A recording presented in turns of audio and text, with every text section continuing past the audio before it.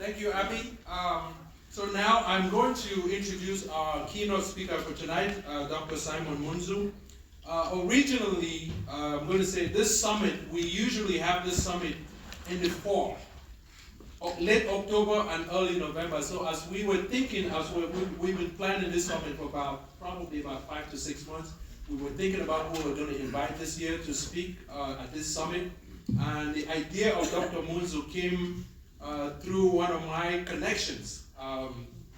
And he introduced me to Dr. Munzu. We started having a conversation, and he accepted our invitation. But the other circumstances came up, so we were not able to have the summit in the fall. And then we had to organize around Dr. Munzu's schedule. So he was available this January, so we said, let's go. And then we invited Dr. Munzu, and he said, yes, he's going to come.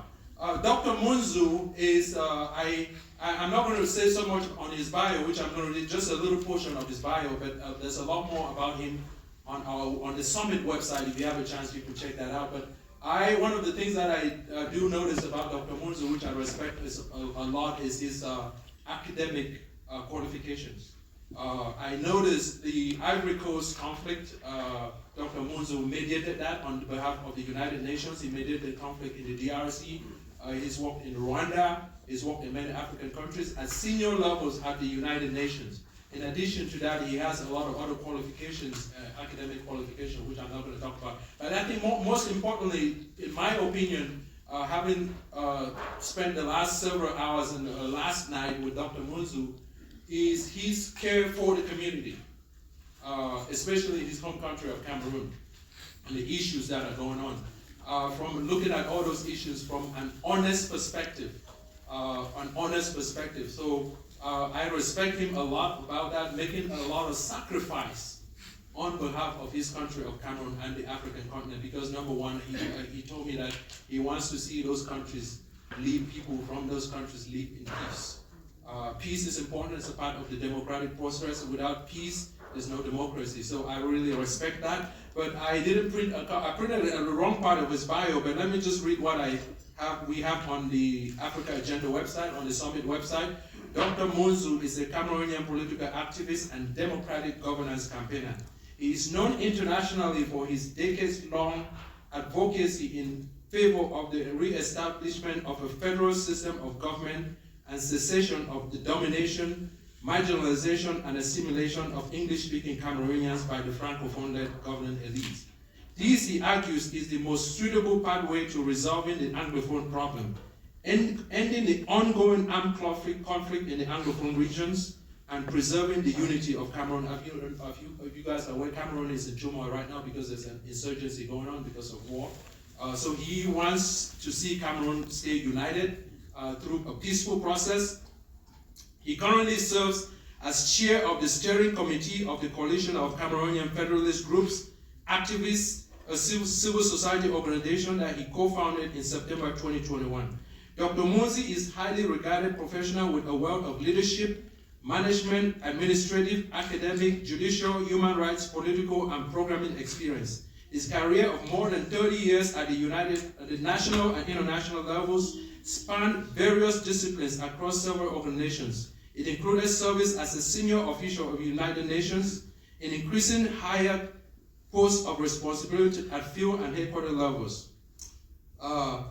Prior to joining the United Nations, he worked in his home country of Cameroon as an academic, attorney, barrister, human rights defender, and civil society organizer. There's a lot more about Dr. Munzu that I'm not going to read all of that, but I just wanted you all to have a peek of who he is and the caliber of person that he is. I think he's the right person, qualified to speak on this subject of democracy. We're here today because we're talking about democracy.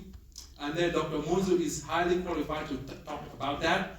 And I'm going to have all of you, including Abigail, to help me welcome to this podium our own very Dr. Simon Munzu. Please, please, please.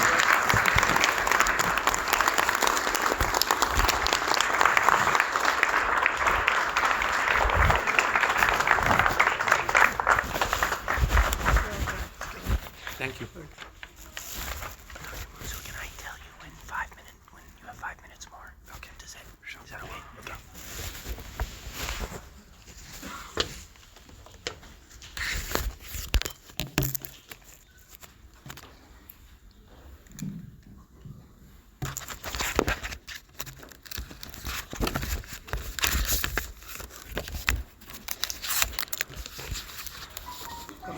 Thank you, George, for that kind introduction. Most of it is true. And also for inviting me to participate in our reflection today on the tremendously important subject for the future of Africa. This is my first visit to Denver. I arrived last night from Atlanta. Maybe I should say from Cameroon through Atlanta. Upon waking up this morning, I stepped outside and found that it was sunny and cold. I flashed back to a day in elementary school in tropical Africa, where our geography teacher taught us that there were some parts of the world where on some days the weather is sunny and cold. We had always associated the sun with heat. We didn't see how a sunny place could be cold. The only girl in our class shouted at the teacher, "Sir, you are lying." The rest of us roared with laughter. Our teacher protested that he was not lying. None of us believed him, but now I believe him. There are indeed parts of the world where on some days it can be sunny and cold. Friends, ladies and gentlemen, it is my privilege to kick off this evening. When I look at you, you all appear so knowledgeable, well-informed, scholarly, passionate about democracy. Looking at the theme of this year's summit, which is engaging together to strengthen democratic roots in Africa, people like you are not expecting me to treat them to a scholarly lecture in the guise of an erudite keynote speech, are you? You are more interested in doing something practical and concrete to advance democracy in Africa. So let me devote the next few minutes to warming up and setting the stage for the substantive discussions that will soon take place at various tables. I was going to say over dinner. We want to engage together to strengthen the roots of democracy in Africa. This presupposes that democracy is already implanted in Africa.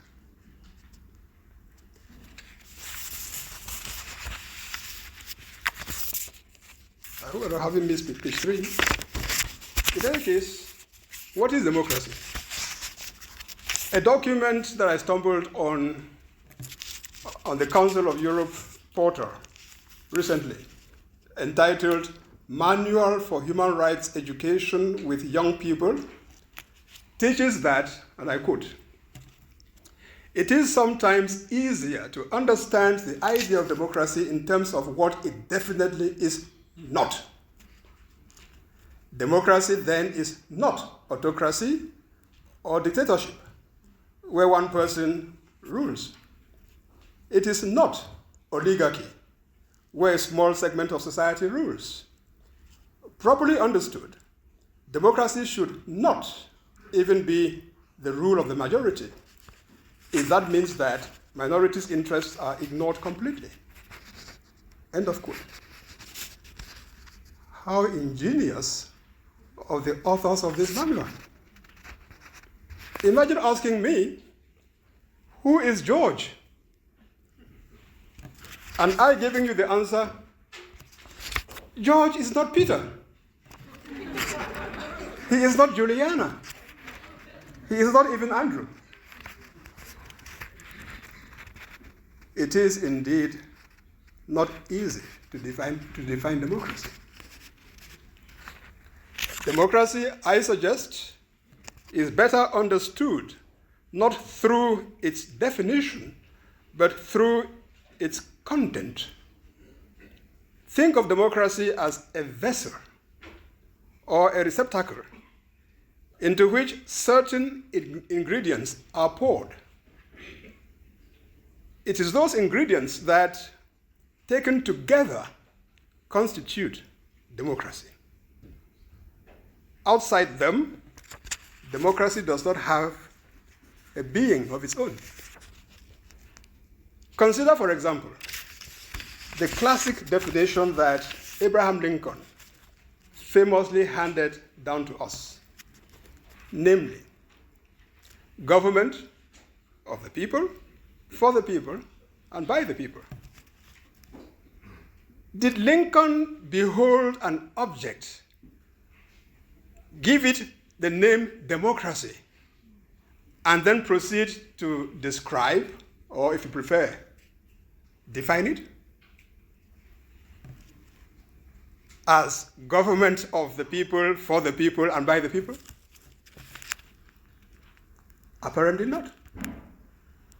It seems more likely that Abraham Lincoln observed a form of government, noticed that it was centered on the people, and that its business was conducted by the people for their own benefit, and then decided that a form of government that exhibited these features was democracy.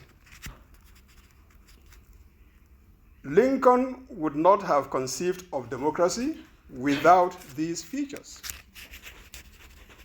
Before and since Lincoln, to the fascination and delight of democracy enthusiasts like you and me, this manner of proceeding, which is engaged in by politicians, scholars, philosophers, jurists, and others, has rendered the idea of democracy creatively fluid, elusive, and infinitely adaptable to time, space, and culture.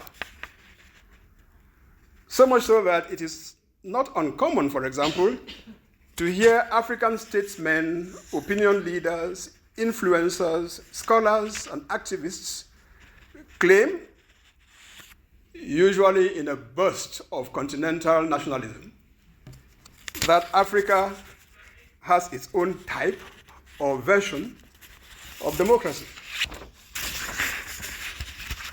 For centuries, and especially in the last 250 years, the ingredients that constitute democracy have been identified by mankind through a long process of thought, experiment in statecraft, and the practice of government on all continents, including Africa.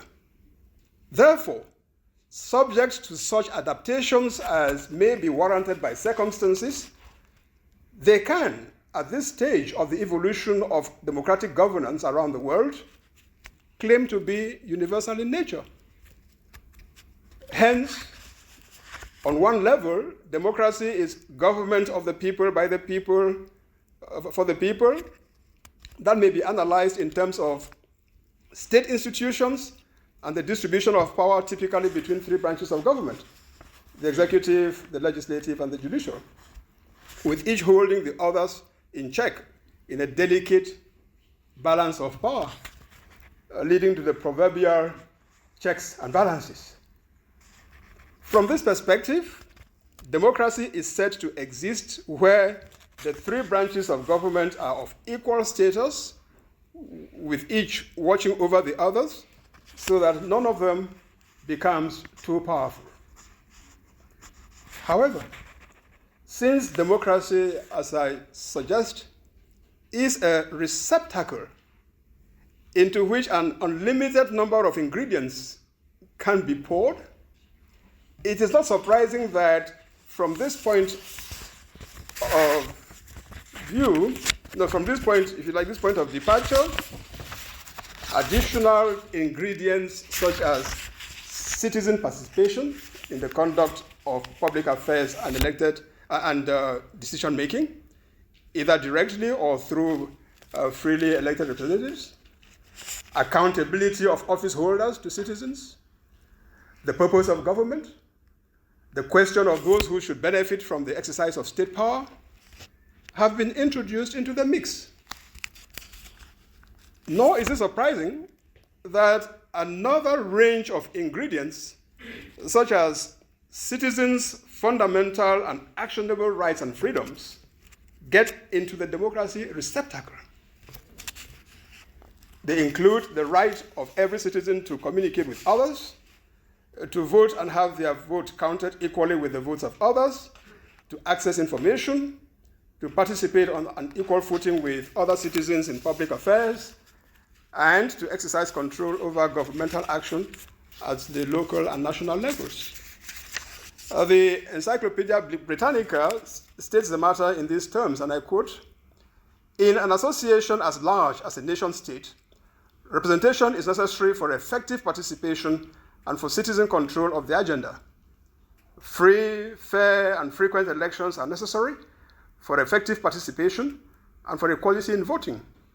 And freedom of expression, independent sources of information, and freedom of association are each necessary for effective participation and informed electorate and citizen control of the agenda," unquote.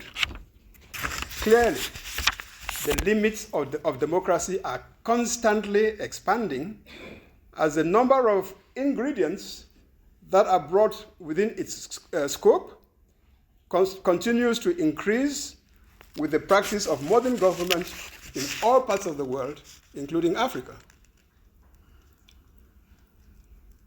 In light of these developments, what's the state of democracy in Africa? Is it permissible to entertain the notion of African democracy, different in content from democracy in the rest of the world?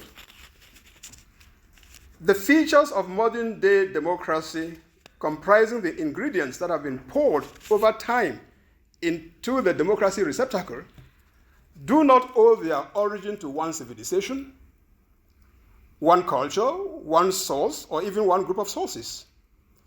They have been engendered by several schools of thought in various continents and regions of the world. They reflect the preferences of diverse peoples, cultures, religions, and political systems. In modern times, some have been harnessed, popularized, and propagated, either by or under the auspices of global organizations, notably the United Nations. They have taken on a universal character with the possibility of adaptation to particular circumstances, contexts, or environments.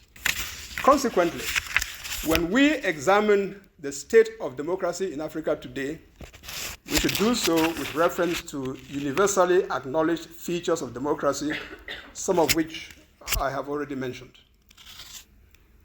Therefore, we may ask whether in Africa the nation-state is governed through representative institutions. Do citizens effectively participate in choosing their representatives and controlling their action? Are free, fair, and frequent elections conducted in which all qualified citizens take part and have an equal vote? Do citizens exercise the freedom of association and of expression that they need for effective participation? Do they have access to independent sources of information? Are their fundamental rights and freedoms justiciable and enforceable by independent judicial and administrative institutions? We can go on. Africa is not one country. It is not one nation state. It will be more efficient, therefore, for us to conduct this inquiry of the type that I just started for each country on the continent rather than for the continent as a whole. The more of these questions as we answer in the affirmative for a particular country, the higher that country's democracy rating, and the greater the probability that it is democratic by universal standards. Regrettably, there are few, if any, countries in Africa where the evolution of democracy has consistently pointed upwards, or even been steadily on a horizontal trajectory. The direction of democracy in most African countries has tended to follow a pattern of ups and downs, making it difficult for a country with a positive trend at a given phase in its history to be regarded as definitively democratic.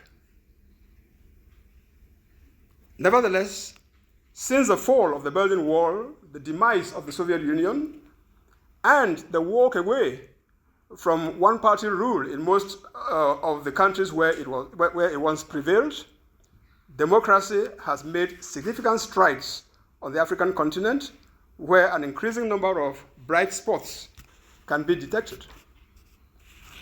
On the basis of 5 key criteria encompassing 60 indicators, namely the electoral process and pluralism, the functioning of the government, political participation, political culture, and civil liberties, the 2021 Democracy Index published by the Economist Intelligence Unit classified 167 countries in the world that claim to be democratic, and classified them, as you're aware, as full democracies, flawed democracies, hybrid democracies, or authoritarian democracies, if that's not a contradiction in terms.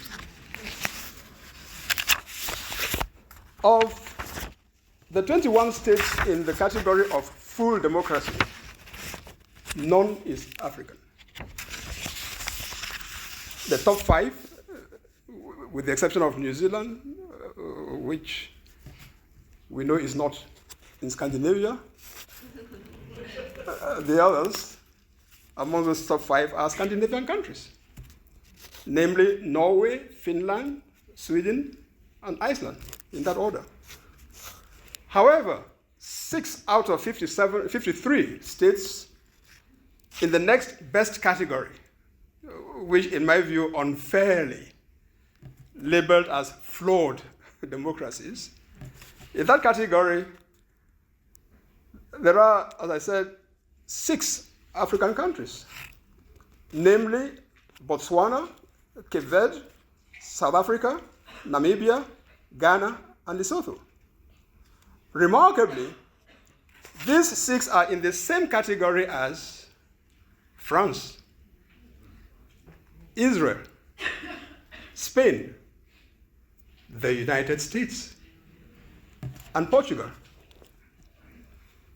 Botswana, reputed to be the longest uninterrupted democracy in Africa, occupies the 30th position among the 167 countries and the 9th among the 53 flawed democracies.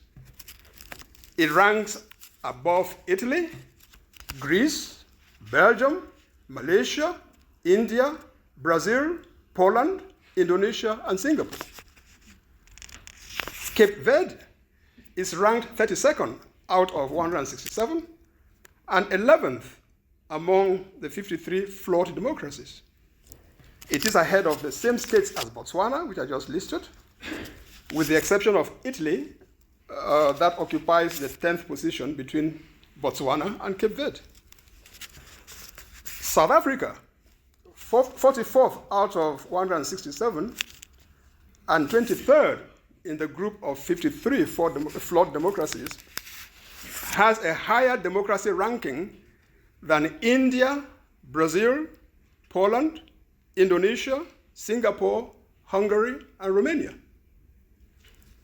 Nearly half of the world's 34 countries classified as hybrid democracies, 16 in all, are in Africa.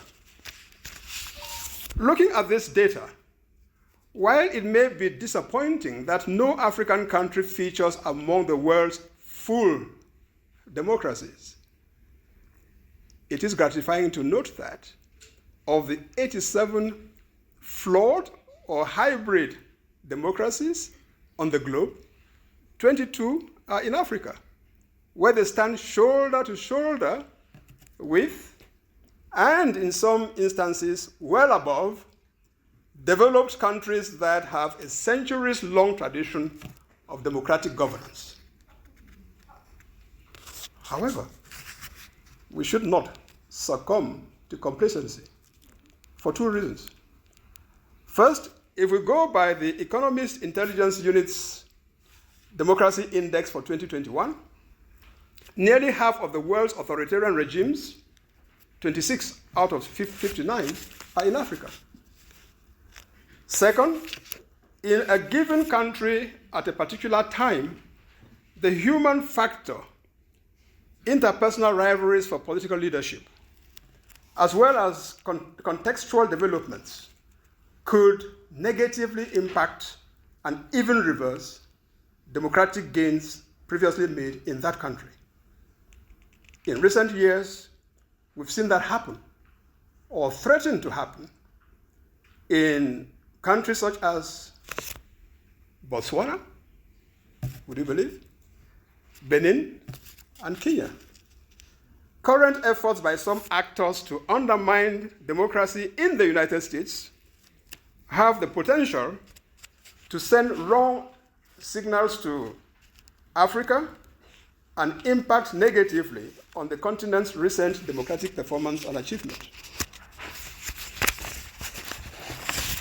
Africa is resolutely embarked on the path of democratization. This entails organizing and operating state institutions that emanate from the will of the people and serve as a vehicle for a genuine representative democracy. There is an emerging global consensus about the features of democracy in the modern world. These features are as worthy of being thrown into the democracy basket in Africa as they are elsewhere. There is scope for judicious adaptation to local realities, circumstances, and challenges. But it's disingenuous, in my view, to demand for Africa its own brand of democracy. Today, the underlying principles of democracy are more or less universal. In engaging together to strengthen the roots of democracy in Africa, we should focus on articulating these principles and campaigning for their application in individual African countries. There cannot be democracy without democrats. Citizens are at the center of democracy, which, after all, is government of the people, for the people, and by the people. The constitutions of most democratic countries characteristically vest state sovereignty in, guess who? The people. Without effective participation in the functioning of the state, citizens cannot exercise the sovereignty that is said to belong to them. Without effective participation, they cannot assure that truly representative state organs and public institutions that serve their collective and individual interests are established. Without effective participation, they cannot exercise control over public affairs, obtain the organization of free, fair, and frequent elections in which they vote as equals, enjoy freedom of association and expression, and access independent sources of public information. Citizen apathy, I have 2 more minutes, I've not exceeded yet. Citizen apathy is democracy's worst enemy. It is therefore imperative that we engage together to instill a democratic political culture into the citizens of African countries. To this end, we should consider engaging together to formulate, disseminate, and implement a citizen code of democracy for use across the African continent. Such a code would impart to Africans a shared concept of democracy on the continent in general and in their respective countries in particular. Its implementation would create synergies and citizen networks for democracy within and among countries of the continent. Such an initiative ought to be driven by civil society actors in collaboration with state authorities and international partners, of course, and be spearheaded by countries where civil society is well-rooted, dynamic, and vibrant. Starting in these countries, it would eventually spread to others as their own civil societies get stronger. I noticed, by the way, that at table number 2, I believe, table number 2, there's democracy and civil society, right? So here is food for thought for you. Together, we can engage to strengthen the roots of democracy in Africa. And as Scott would say, let's do it. I thank you for the kind attention.